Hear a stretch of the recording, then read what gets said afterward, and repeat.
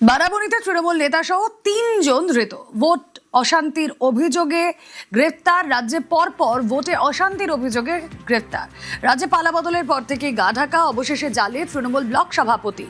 কথা বলবো, দীপক প্রতিনিধি রয়েছেন আমাদের সঙ্গে। দীপক, দেখো, 2011 সালে তৃণমূল রাজ্যে ক্ষমতা আসার পরই তার ত্রাস দিনের পর দিন বাড়তে থাকে।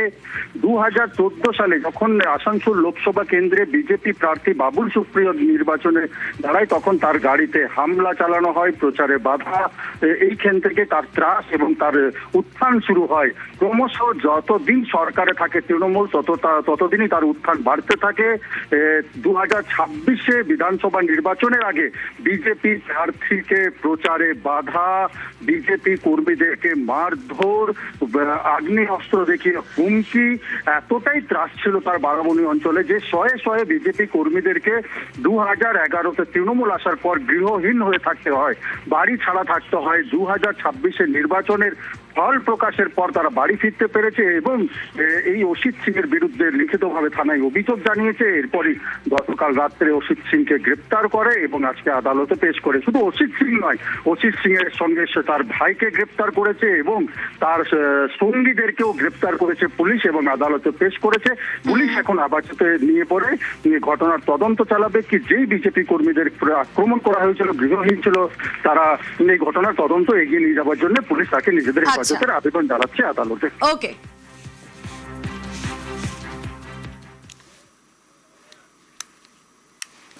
যে ছবি আপনারা দেখছেন এখানে আসলে হচ্ছে কি মাটি চুরি। এই জায়গাটা কোথায়? নদিয়ার নাকাশিপাড়ায়। যে ছবি আপনাদেরকে দেখাচ্ছে, দেদার মাটি চুরি। আর মাটি চুরিতে ফের অভিষেকের বিরুদ্ধে মামলা। নদিয়ার নাকাশিপাড়ায় সাংসদ ঘনিষ্ঠদের কীর্তি ফাঁস। তৃণমূল সাংসদের মদতেই সরকারি জমির মাটি চুরির অভিযোগ। কথা বলবো, সমীর প্রতিনিধি রয়েছেন সঙ্গে। সমীর, ফের অভিষেকের বিরুদ্ধে মাটি চুরির অভিযোগ, কি হচ্ছিল এখানে?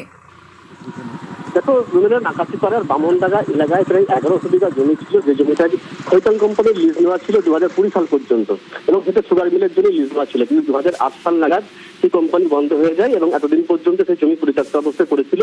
20 সালে লিজ শেষ হয়ে যাওয়ার পর থেকে কিন্তু স্থানীয় তৃণমূল আশ্রিত দুষ্কৃতী শাহজাহান তার নেতৃত্বে এই এলাকায় 1100 বিঘা জমির মাটি কেটে বিক্রি করা হয় এবং যে গাছগুলো ছিল সেগুলো কেটে বিক্রি করা হয়। এবং স্থানীয় লোকজন যখন প্রতিবাদ বা প্রতিরোধ করার চেষ্টা করেন, তিনি জানান অভিষেক বন্দ্যোপাধ্যায় আছে, আমাদের কিছু করতে পারবে না। এবং পরবর্তীকালে থানায় অভিযোগ জানালেও পুলিশ কোনো ব্যবস্থা গ্রহণ করেনি, তা প্রশাসনিক কোনো আধিকারিক কিন্তু ব্যবস্থা গ্রহণ করেনি। বরঞ্চ ওই এলাকার সাধারণ নিরীহ মানুষের উপর অত্যাচার করতো এই শাহজাহান বাহিনী এবং নারীদেরও তিনি নিষিদ্ধ করা হতো। এবং এখন ক্ষমতায় পরিবর্তনের পর, অর্থাৎ বিজেপি সরকার ক্ষমতায় আসার পর সাধারণ মানুষ মুখ খুলতে শুরু করেছে এবং গতকালই অভিষেক বন্দ্যোপাধ্যায় সহ 11 জনের বিরুদ্ধে কৃষক জেলা আদালতে মামলা করা হয়েছে এবং আদালতও কিন্তু নির্দেশ দিল তদন্তের। রুমেলা, আমি রুমেলা ছিলাম তোমার সঙ্গে, ধন্যবাদ। দীর্ঘদিন ধরে এসিডব্লিউর যে কৈতানের যেই জায়গাটা ছিল বামনডাঙ্গা মোজার মধ্যে, সেই জায়গাটা সরকারি জায়গা। সেই জায়গাটার উপরে 10 জন ব্যক্তি এরা মাটি কেটে খনন করা হয়। 30 ফুট ডিপ করে মোটামুটি 450 বিঘা সেই জায়গা নষ্ট করে ফেলে। সরকারি জায়গা গাছ কেটে পুকুর করে, মানে সমুদ্র করে রেখে দিয়েছে। হাজার হাজার কোটি কোটি টাকার খেলা হয়েছে এখানে। এর জন্য আমরা থানায় বহু রকমভাবে আইসি সাহেবের কাছে অভিযোগ লিখে আমরা জমা দিয়েছি, কোনো স্টেপ নেয়নি। এমনকি বহু জায়গায় গিয়েছি, বহু জায়গায় ঘুরেছি, তারা কোনো সহযোগিতা আমাদের করেনি। এখন বর্তমানে আমরা কোর্টে এসে আমরা এই মামলা দায়ের করেছি। নাকাশিপাড়া 24 নম্বর মৌজার অন্তর্গত ন্যাশনাল হাইওয়ের পাশে বিগত দিনে ছিল NH-34, এখন NH-12। সেখানকার খৈতিন লিজকৃত ভেস্টেড সম্পত্তি 1100 বিঘা সম্পত্তির, সেই সম্পত্তির যার লিজনামা শেষ হয়ে যায় 2020 সালে এবং লিজনামা শেষ হয়ে যাওয়ার পরেও সেখানকার 1100 বিঘের মধ্যে 450 বিঘে জমিতে অবৈধভাবে মাটি খনন করে অন্যত্র বিক্রি করা, এছাড়া হাজার হাজার সেগুন, মেহগিনি গাছ, সেই সমস্ত গাছ কেটে অন্যত্র বিক্রি করা হয়েছে। মামলা করছেন নাকাশিপাড়া একজন নাগরিক। টিনার ঘরে সব্যসাচীরই শোনা। পুলিশের জিজ্ঞাসাবাদে টিনা ভৌমিক সাহার স্বীকারোক্তি।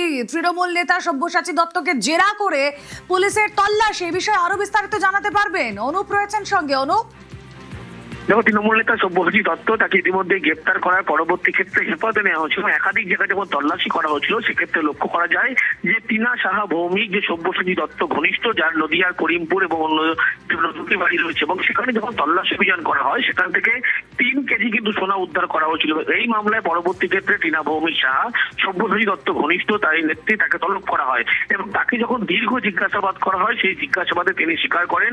এই যে জিজ্ঞাসাবাদে চাঞ্চল্যকর স্বীকারোক্তি এমনটা বলা চলে যে সোনা তার বাড়ি এবং শ্বশুরবাড়ি থেকে উদ্ধার হচ্ছে, সেই সোনা সব্যসাচী দত্তর, এমনটা দাবি করা হচ্ছে। পরবর্তী ক্ষেত্রে পুলিশ যখন তল্লাশি অভিযান করে সেখানে কিন্তু সব্যসাচী দত্ত তাকে জিজ্ঞাসাবাদ করা হয়েছিল।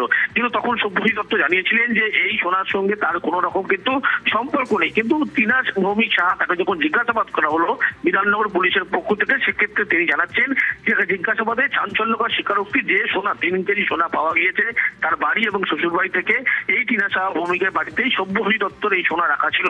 ইতিমধ্যেই পুলিশের পক্ষ থেকে গোটা বিষয় বয়ান খতিয়ে দেখা হচ্ছে এবং প্রয়োজনে আবারও টিনা ভৌমিক সাহা তাকে জিজ্ঞাসাবাদ করা হবে বিধাননগর উত্তর থানা পুলিশের পক্ষ থেকে। বেশ। স্মরণ প্রধানমন্ত্রীরও, সাহিত্য সম্রাটকে মোদীর শ্রদ্ধাঞ্জলি এক্সপোস্ট করেছেন প্রধানমন্ত্রী। তিনি লিখেছেন, মহান বঙ্কিমচন্দ্র চট্টোপাধ্যায়ের জয়ন্তীতে তার প্রতি শ্রদ্ধাঞ্জলি। এক সুবিশাল সাহিত্যিক আলোকবর্তিকা হিসেবে তার লেখা প্রজন্মান্তরের ভারতীয়দের মধ্যে দেশপ্রেম এবং সাংস্কৃতিক গৌরবের চেতনা জাগ্রত করেছিল। তার সমৃদ্ধ সাহিত্যকর্ম মনকে উদ্ভাসিত করে এবং জাতি গঠনের প্রতি আমাদের সম্মিলিত সংকল্পকে শক্তিশালী করছে। এখন আমরা বন্দে মাতরমের 150তম বার্ষিকী উদযাপন করছি। বন্দে মাতরমের মাধ্যমে তিনি স্বাধীনতা আন্দোলন এবং আমাদের জাতিকে অন্যতম দীর্ঘস্থায়ী অনুপ্রেরণা উপহার দিয়েছিলেন। এক্সপোস্টে বঙ্কিম স্মরণ প্রধানমন্ত্রী নরেন্দ্র মোদীর। মহান বঙ্কিমচন্দ্র চট্টোপাধ্যায়ের জন্মজয়ন্তীতে তার প্রতি শ্রদ্ধাঞ্জলি।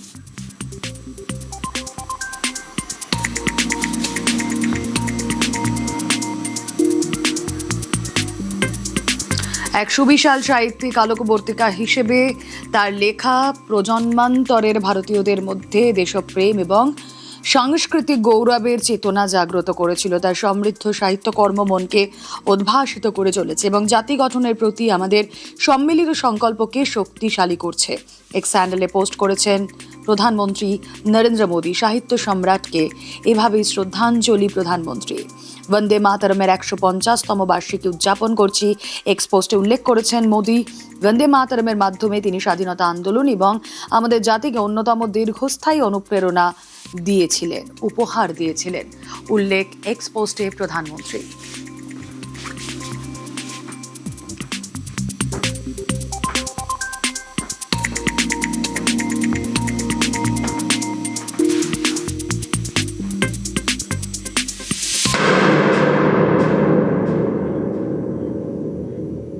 বঙ্কিম স্মরণে মুখ্যমন্ত্রীও। বঙ্কিমচন্দ্র চট্টোপাধ্যায়ের 189তম জন্মদিবস। কলেজ স্ট্রিটে বঙ্কিমচন্দ্রের বাসভবনে মুখ্যমন্ত্রী শ্রদ্ধা জানালেন মালা দিয়ে। যে ছবি আপনাদেরকে দেখাচ্ছি, কলেজ স্ট্রিটে সাহিত্য সম্রাটের বাড়িতে মুখ্যমন্ত্রী শুভেন্দু অধিকারী। 189তম জন্মবার্ষিকী বঙ্কিম স্মরণে মুখ্যমন্ত্রী শুভেন্দু অধিকারী তার আবক্ষ মূর্তিতে মাল্যদানে শ্রদ্ধা জানালেন মুখ্যমন্ত্রী শুভেন্দু অধিকারী। সাহিত্য সম্রাট বঙ্কিমচন্দ্র চট্টোপাধ্যায়ের মূর্তিতে তার 189তম জন্ম জয়ন্তী উদযাপন অনুষ্ঠানে কলেজ স্ট্রিট তার বাসভবনে মাল্যদান করছেন পশ্চিমবঙ্গের মাননীয় মুখ্যমন্ত্রী শ্রী শুভেন্দু অধিকারী। সেই সঙ্গে আমরা पिछले सरकार का काम तुष्टीकरण, भ्रष्टाचार, परिवारवाद और बंगाल को पीछे ले जाने का काम किया। ये सब काम तो उनका नहीं करने का मकसद था। राष्ट्रवाद, देश प्रेम, ऋषि बंकिम चंद्र, कवि गुरु, ये सब काम उनका नहीं करने का उसका एजेंडा में नहीं था। अभी राष्ट्रवादी सरकार आया, ये सब काम होगा। और वंदे मातरम का 150 साल भी चल रहा है। हम लोग बजट में डिक्लेयर किया है एक बड़ा म्यूजियम होगा, नेशनल लेवल का म्यूजियम, वंदे मातरम म्यूजियम। গত বছর এই বঙ্কিমচন্দ্র চট্টোপাধ্যায়ের বাড়িতে শুভেন্দু অধিকারীকে ঢুকতে বাধা। দুটো ছবি এই বছর মানে আজকের দিনের এবং গত বছরের আপনাদের সামনে আমরা রাখছি। গত বছর বঙ্কিমচন্দ্রের বাড়িতে ঢুকতে গিয়ে পা কেটে যায় শুভেন্দু অধিকারীর।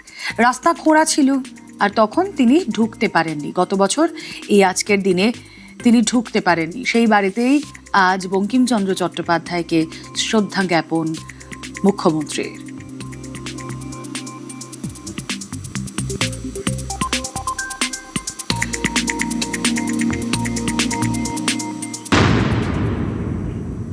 এই বাড়ির রাস্তা খুঁড়ে দিয়েছিল বন্দে মাতরমের 150 বছর।